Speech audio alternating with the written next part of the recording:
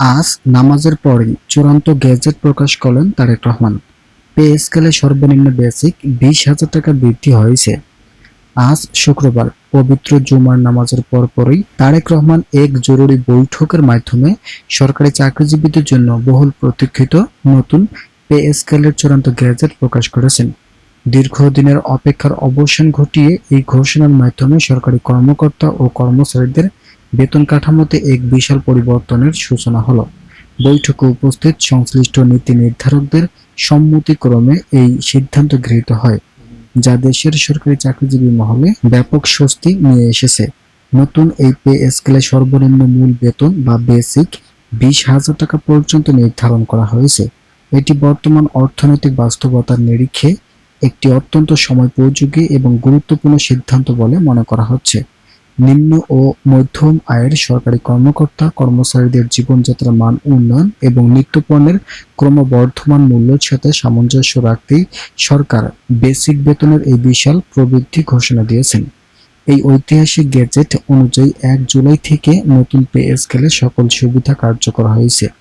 অর্থাৎ চলতি মাস থেকে সরকারি চাকরিজীবীরা বর্ধিত বেতনের পাশাপাশি নতুন কাঠামোর সাথে সংযুক্ত সকল প্রকার সুযোগ সুবিধা প্রাপ্য হবেন।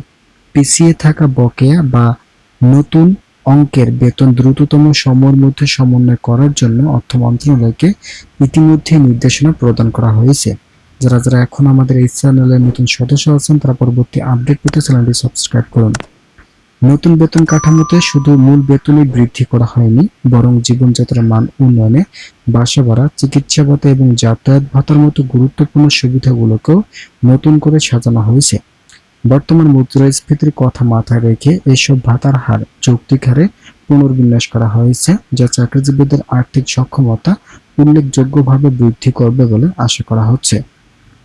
আজ শুক্রবার নামাজের পরপরই অনুষ্ঠিত জরুরি এক বৈঠকে তারেক রহমান দেশের বর্তমান অর্থনৈতিক অবস্থা এবং সরকারি চাকরিজীবীদের দাবি দেওয়ার যৌক্তিকতা বিশ্লেষণ করে এই চূড়ান্ত সিদ্ধান্ত গ্রহণ করেন।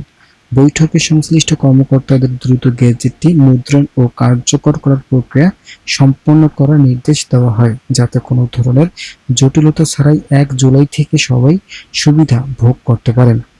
এই সিদ্ধান্তের ফলে মাঠ পর্যায়ের সরকারি কর্মচারীদের মধ্যে ব্যাপক উৎসাহ উদ্দীপনা লক্ষ্য করা যাচ্ছে। সরকারের এই উদ্যোগকে অনেকে সাহসী এবং জনবান্ধব হিসেবে অভিহিত করেছেন, যা প্রশাসনিক কার্যক্রমে আরও গতিশীল ফিরিয়ে আনবে বলে বিশেষজ্ঞরা ধারণা করছে।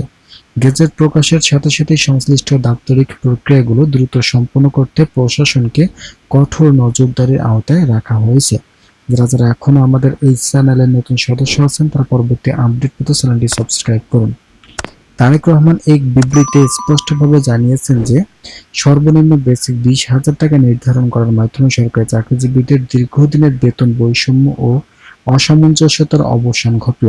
তিনি উল্লেখ করেন, দেশের অর্থনৈতিক ভারসাম্য রক্ষা এবং সরকারি কর্মচারীদের মানসম্মত জীবনযাপন নিশ্চিত করার লক্ষ্যে এই বৈষম্য নিরসন করা অত্যন্ত জরুরি ছিল। এর মাধ্যমে সকল স্তরের কর্মচারীদের মধ্যে একটি সুষম ও ন্যায়সঙ্গত বেতন কাঠামো প্রতিষ্ঠিত হলো। তিনি আরো বলেন, অতীতে বিভিন্ন গ্রেডের মধ্যে বেতনের যে বিশাল ব্যবধান ছিল তা কর্মক্ষেত্রে এক ধরনের হতাশা ও অসম প্রতিযোগিতার জন্ম দিত। নতুন এই কাঠামোর ফলে নিচের স্তরের কর্মচারীরা এখন থেকে তাদের শ্রমের যথাযথ মূল্যায়ন পাবেন। এতে করে প্রশাসনের সর্বস্তরের কাজের গতি বাড়বে এবং অহেতুক বিভেদ দূর করে সামগ্রিক কর্মসংস্কৃতিতে ইতিবাচক পরিবর্তন আসবে। বেতন বৈষম্য নিরসনের উপর গুরুত্ব আরোপ করে তারেক রহমান জানান, কোনো সরকারি কর্মচারী যেন নিজেকে অবহেলিত মনে না করেন, তা নিশ্চিত করাই ছিল এই সিদ্ধান্তের মূল লক্ষ্য। তিনি মনে করেন, যখন একজন কর্মচারী অর্থনৈতিকভাবে নিশ্চিত থাকবেন তখনই তিনি রাষ্ট্রীয় কাজে সর্বোচ্চ নিষ্ঠা প্রদর্শন করতে পারেন। এই পদক্ষেপটি সরকারের সামগ্রিক কর্মদক্ষতাকে আরো এক ধাপ এগিয়ে নিয়ে যাবে। যারা এখন আমাদের এই চ্যানেলের নতুন সদস্য আছেন তারা পরবর্তী আপডেট পেতে চ্যানেলটি সাবস্ক্রাইব করে ভিডিওটি কন্টিনিউ করুন।